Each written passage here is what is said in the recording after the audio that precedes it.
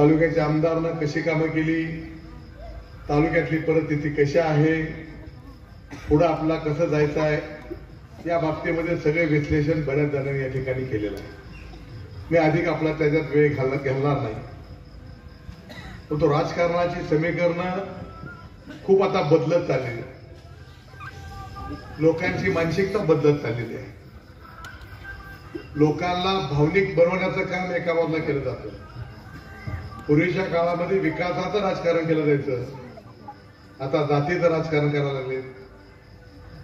लोकांचं मत विचलित करण्याचं राजकारण व्हायला लागलं आणि याच्यात आपला काय फायदा होतो का, अशा प्रकारचं राजकारण अलीकडच्या काळामध्ये मोठ्या प्रमाणात व्हायला लागलं आणि त्याचा धोका हा या तालुक्यातील सामान्य जनतेला होणार आहे. कारण आपण थोडी चूक केली तर ते 5 वर्ष आपल्याला किंमत मोजावं लागत असते. आपण बघितलं असेल, गेल्या वेळेला मी चूक केली, तुम्ही चूक केली नाही. गेल्या 2014ला माझ्या चुकीमुळं या तालुक्यातील सगळ्या जनतेला किती आपल्याला मागे पडावं लागलं. आज 3,000 कोटी रुपये या आमदारांना आणले. किमान 1000 तर कुठे आले असते ना त्यावेळेला कर्तृत्व नसतं तर. आणि तशी चूक आता होता कामा नये ही खबरदारी आपल्याला घ्यावं लागणार. काही लोक भावनेच्या आहारी जातील, काही लोक जातीचा आधार घ्यायला प्रयत्न करतील, काही लोक आणखीन कुठली वेगळी समीकरण करण्याचा प्रयत्न करतील. परंतु आपण जागृत राहिलं पाहिजे. आपण मत देताना विचारपूर्वक मत दिलं पाहिजे. बाप्पा तिकडे म्हणून मी इकडे हे करून अलीकडच्या काळात चालणार. कारण याचा फायदा हे काही संधी साधू माणसं घेत असतात आणि आपला स्वार्थ साधून घेत असतात. आपलं जे ध्येय ते पूर्ण करत असतात. या सगळ्या गोष्टीचा आपण विचार केला पाहिजे. आपण बघितलं असेल या तालुक्यामध्ये तर अलीकडे वेगळंच राजकारण चाललं आहे.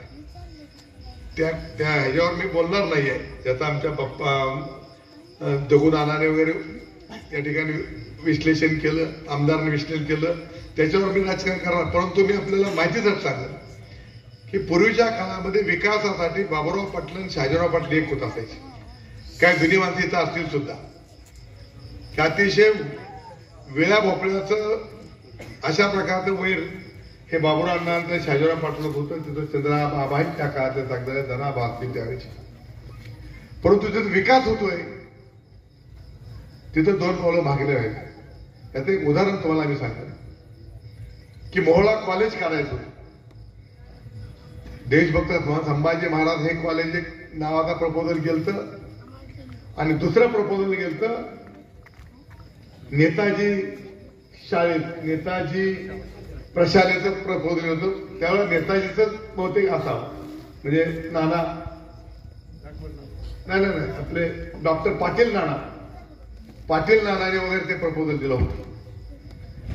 मेरिट मध्ये प्रकरण हे पाटील नानाचं पद्धत होतं, विखे पाटलांचं. आणि 2 नंबरला प्रकरण होतं संभाजी महाराज. शहाजीराव पाटलांनी आम्हाला सांगितलं की संभाजी महाराजांच्या नावावर आम्ही करायला लागलो, तुम्ही तेवढी एनओसी द्या.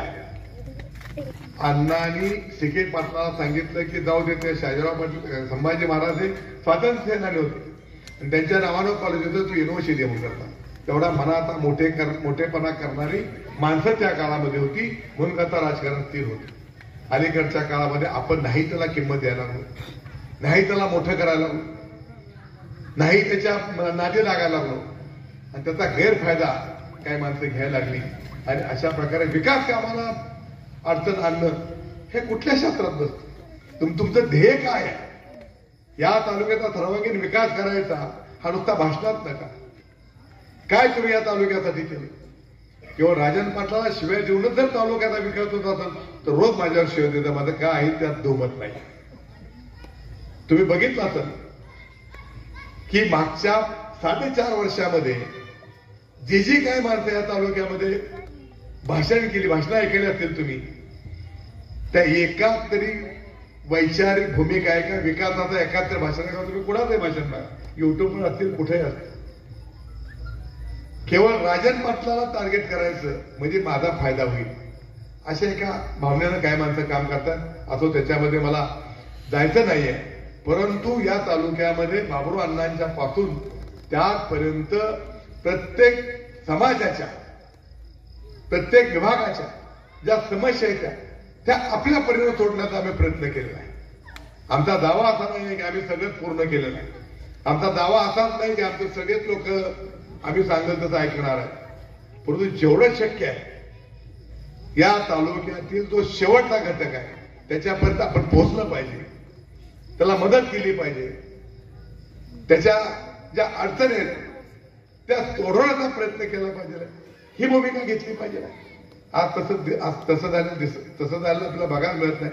अलीकडचं ते व्हॉट्सअपच्या दुनियेमध्ये ह्याच्यावर लोक राजकारण करायला. आज काय माणसं येत आहेत, दोनच मुरमाचे टेम्पो टिपर उतरत आहेत, लगेच व्हॉट्सअपवर करतात अमुकने या गावाला 2 रस्त्याला मुरुम टाकला. अरे 7-8 कोटी रुपये मंजूर करून आणले, त्याचा आम्ही कधी भांडवल केलं नाही. आजपर्यंत या माणसाला माहित होता का तालुका? आमचा तालुका काय निपुत्रिक तालुका आहे का? आमचा तालुका काय बिनवारसाचा तालुका आहे? कुणी यायचं आमच्या तालुक्यावर राज्यच करायचं? कोण कुठली माणसं येत आहेत? आज आपली माणसं दुर्दैवान त्याच्या मागे जात आहेत काय? त्यांच्या बळी पडतायत काय? हा काय हे नाटकी राजकारण आहे. हे तुम्हाला मी ज्याचा भूल बोलायला राजकारण आहे बाबा, ह्याचा सगळ्याचा आपण बंदोबस्त केला पाहिजे. तुम्हाला इतके वर्ष नाही दिसला का तालुका? इतके वर्ष नाही दिसला का आमच्या आया बहिणी? इतके वर्ष नाही का दिसला आमचा रस्ता? इतके वर्ष नाही का दिसला आमच्या रस्त्यावरचा बोर मारायचा काय? आज तुम्हाला का आलंय हे आपण शांत वगैरे विचार केला पाहिजे. आणि म्हणून राजकारण असावं, पण ते मर्यादित असावं, राजकारण सीमित असावं. जर राजकारण म्हणूनच आपण बघत नसलो तर आपला आणि पर्यायानं आपल्या भागाचा, पर्यायानं आपल्या गावाचा, पर्यायानं आपल्या परिसराचा हा विकास होत राहणार आणि तेच निर्माण होणार. आज या तालुक्यामध्ये जातीची समीकरणं काही लोक मांडायला लागले. काही लोक मराठा समाजाला भडकवण्याचा प्रयत्न करतायत. बघा, तुम्हाला दिलं का आरक्षण म्हणून? आरक्षण दिलं का म्हणून म्हणतायत, पण तुमची भूमिका स्पष्ट करा म्हणून कुठं करतायत? हे केलं पाहिजे ना.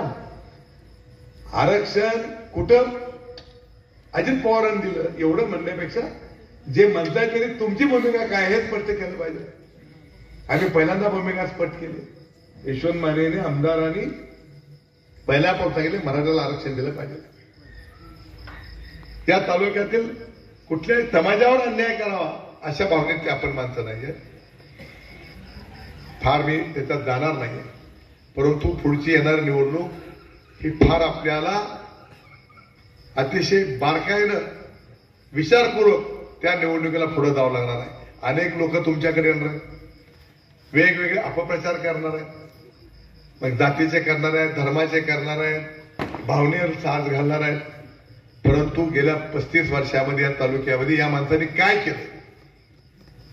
एखादा प्रपोज, आता हे आमचं हे अप्पर तहसील कार्यालय तात्याने सांगितलं 8 महिन्यापूर्वी मंत्र्यांनी डिक्लेअर केलं, तुम्हाला होतं तुम्ही प्रपोजल तर दाखल करायचं. या तालुक्यातलं एकही प्रपोजल दाखल नाहीये.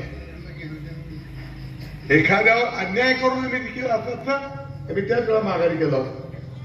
तालुक्याच्या सोयीसाठी म्हणून तुम्ही अनगरला कागद करायला जावा, तुम्हाला कळेल मोहोळची ट्रीटमेंट. मला मोहोळ अनगर हे 2 वेगळे नाहीयेत. मला अनगर आणि मोहोळमध्ये स्पर्धा अशातला भाग नाहीये. परंतु प्रशासनामध्ये अनगरमध्ये जसा प्रशासकीय अधिकारी वागतो तसा मोहोळमध्ये वागेलच याची गॅरंटी नाही. आणि म्हणून आज तुम्ही जर अनगरला कोणी कागद केला असला आणि मोहोळा कागद केला असला तर आर्थिक किती पैसे वाचले तुम्ही त्यांना विचार. आज या लोकांना माहिती आहे का, एका मुलाचं मेडिकलचं ऍडमिशन गेलेलं आहे अप्पर तहसील कार्यालयामुळं.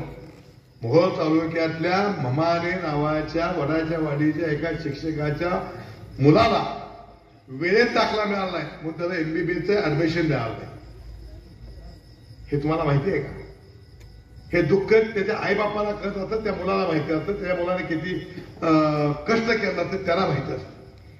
ह्या अशा अनेक आमदार साहेबांनी तिथे कलेक्टरला बोलून 85 प्रकरणं लवकर काढा म्हणून सांगितली.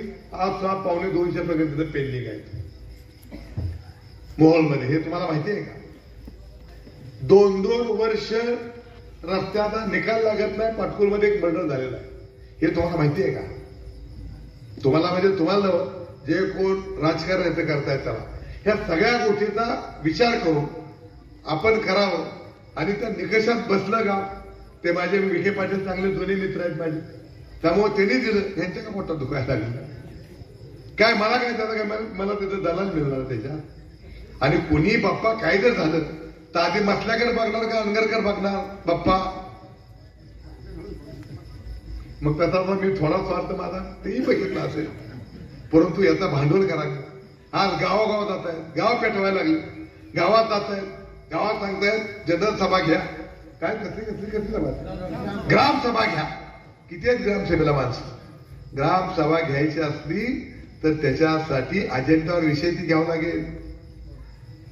आणि तिथं त्या अजेंडावर विषय घेऊन लोक बोलून घ्यावं लागेल. तहकूब सभा करतायत आणि मग मसल्यात नाही पण मसल्या तर काय गावात 40 माणसात ग्रामसभा घ्यायची आणि दाखवायचं आम्ही ग्रामसभेने ठराव दिला. मग न्यायालयाचा न्याय घेईल त्याच्याबद्दल मी त्यात खोलात जाणार नाही. परंतु किती द्वेषात राजकारण करताय काय? तिथं हे काढून आम्हाला चपल्या मारल्या. चपल्यावर प्रश्न उठणार आहे का? तात्यांची तिरडेगावर प्रश्न होता. किती ही राजकारण करायला वैफल्यग्रस्त झाली माणसं आहेत. ह्यांना आता जसं ते संताजी धनाजी काही पाण्यात दिसत होतं तसं आता यशवंत आता दिसायला लागला. कारण आतापर्यंत आमदार काय कर्तृत्वान नव्हते. आणि म्हणून आपण सगळ्यांनी जागृत राहिलं पाहिजे. सातत्यानं एक विषय तर आमदार साहेब सांगायचे राहून गेले. आष्टी शिना भीमा भोगावती दोड कालवा ह्याच्यासाठी आमदार साहेब अनगर सहज हा गावं आणि शिना भोगावती दोड कालवा आणि शिना नदीवर 2 बंधारे आणि भीमा नदीवर 2 बंधारे ह्याच्यासाठी आमदार साहेबांनी आज नाही जवळपास 10 ते 15 पत्र दिले असतील. शेवटी या खात्याच्या मंत्र्यानं मिटिंगच लावली नाही. देवेंद्र फडणवीस त्या खात्याचे मंत्री आहेत. त्यांच्याकडे भेटून लावले नाही. अजितदादा म्हणले का ते उपमुख्यमंत्री मी उपमुख्यमंत्री त्याच्या विभागाचे मी कशी सभा लावणार? त्यालाच लावा. त्याच्यामध्ये आमचे 4-6 महिने गेले. शेवटी अजितदादांनी त्याची सभा लावली. आणि हे काम आता काही अंतिम टप्प्यात आहे, काय मधल्या टप्प्यात आहे. इतकं सोपं नाहीये. बोलणं सोपं असतं, मागणी करणं सोपं असतं, मागणी रास्त असतं. परंतु त्याला शासन म्हणणार अनेक अडचणी असतात. त्यामुळे ह्या अडचणीवर मात करून ह्यातली एक शिना भोगावती दोड कालवा, एक इकुरक्याजवळ मोठा बंधारा पोपली इकुरक्याच्या मध्ये, दुसरा बॅरेज बंधारा, दुसरा शिरापूरजवळ एक बॅरेज बंधारा आणि तिकडे मिरीजवळ मिरीजवळ बॅरेज बंधारा. ही प्रपोजल सरकारच्या विचारात नाहीत. पुढच्या वेळेला ही प्रकरणं आता ही सगळीच यात मंजूर होतील असा माझा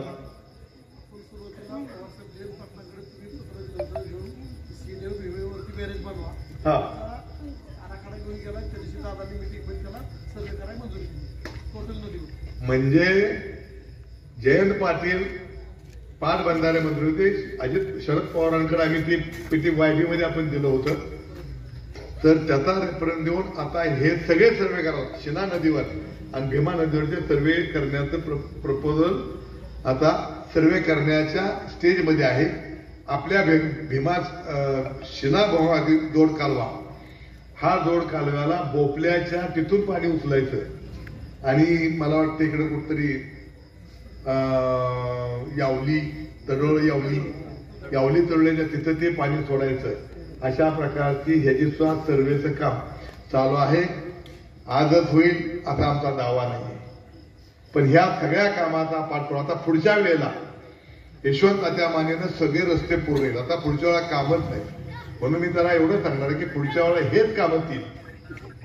एक बंधारे, एक शिना भोगावती जोड कालवा आणि अनगत पाणी पुरवठा, ह्या 3च कामावर पुढच्या 5 वर्षात तुम्हाला काम करावं लागेल.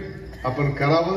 पुन्हा एकदा या मसले गावांना अनेक वर्षापासून काय उलटापालट झाले असेल, कुठं कमी जास्त मत झाले असेल, पण या गावानं मायनस कधी केलेलं नाही. आता कितीतरी नानावर प्रेम होतं, पण नाही ना नावाला मतं टाकले असतील. आता तो विषय नाही येत आहे. विनोदाचा बाप धरून द्या तेव्हा माझे पुन्हा एकदा बाप्पा आणि तुम्हाला सगळ्याला विनंती की ठीक आहे, काय गावातले मतभेद असतील, जरूर असतात, गावाची तर हागंदारी असते म्हणतात, तसे काय गावातले मतभेद असतील, परंतु यशवंत दादासारखा चांगला उमेदवार, कर्तृत्वान उमेदवार दर मंगळवार बुधवार मुंबईमध्ये बसून फक्त मोहोळ तालुक्यातल्याच प्रश्नासाठी, स्वतःच्या कामासाठी नव्हे, मी महिन्यातून 2-3दा मी जात असतो मुंबईला, उगाच ते सवय लागली आता, पण ते करमत नाही म्हणून जात असतो एखाद्या दिवशी यांच्याबरोबर मुंबईला, कारण ती 40 वर्षाची सवय असल्यामुळं. तर सातत्यानं मग मला कधी कधी म्हणतो तुम्ही जावा रूमवर, मी राहिलेली काम आहे, ते राहिलेली पत्र आहे, त्याचा पाठपुरावा करतो. मग कोणाची बदली असेल, कोणाच्या मुलाचं ऍडमिशन असेल, कोणाचं विकासाचं काम असेल, कुठल्या गावाचं सार्वजनिक काम असेल, कुठलं वैयक्तिक काम असेल, हे पूर्ण मोहोळ तालुक्यातल्या लोकांचा प्रश्न सोडण्यासाठी काम करणारा चांगला उमेदवार सुदैवानं आपल्याला गेल्या 5 वर्षात मिळाला. आणि म्हणून ही मी उमेदवारी तुमची डिक्लेअर केली नाही, तर या तालुक्यातील तमाम एकही कार्यकर्ता किंवा एकही मतदार मी सातत्यानं आल्यावर माझे विचारायचो की कसं काय आमदार लय काम सांगा, म्हणजे कदाचित एखादा जरी म्हणला असता की नाही त्यानं पत्र द्यायला दिरंगायला लावली, त्यांनी माझं ऐकूनच घेतलं नाही, परंतु आता एकही या मोहोळ तालुक्यातील नव्हे तर मोहोळ मतदारसंघातले एक उमेदवार, एक कार्यकर्ता किंवा मतदार आपल्याबद्दल नाराजी व्यक्त केली नाही. म्हणून राजकारण ढवळलेलं आहे आणि अशा ढवळलेल्या राजकारणामध्ये रास्त उमेदवारी तुम्ही होऊ शकता, म्हणून करता तुम्हाला मी या ठिकाणी उमेदवारी डिक्लेअर केली. आपण सगळ्यांनी गेल्या वेळेला 22,000 मतांनी निवडून आलते, त्यांच्या कर्तृत्वाकडे बघून 44,000 मतानं यावेळेला निवडून देण्यासाठी प्रयत्न करावा ही विनंती करतो आणि पुन्हा एकदा आपल्या सगळ्यांचा आभार मानतो. धन्यवाद.